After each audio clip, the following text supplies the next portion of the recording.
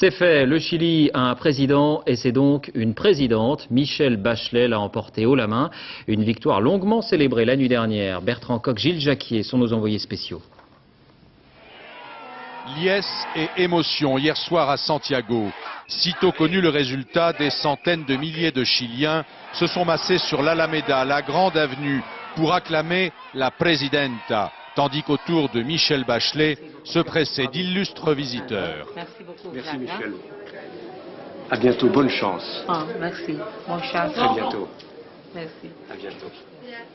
La nouvelle présidente, très émue, va alors s'adresser à la foule qui l'attend depuis 2 heures.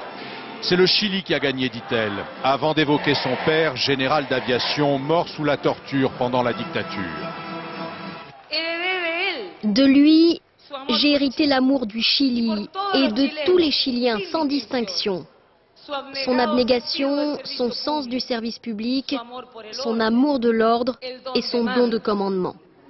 Ce matin, devant chez elle, on se presse. Michelle Bachelet reçoit, et notamment les représentants des églises catholiques et protestantes, dont l'influence ici demeure très importante. Elle est divorcée, elle est agnostique, ça ne vous pose pas de problème?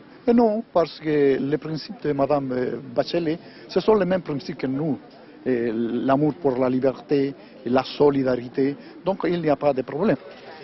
Entre 2 visites, la nouvelle présidente, fatiguée mais souriante, réaffirme ses objectifs, combattre la pauvreté, renforcer l'égalité des chances.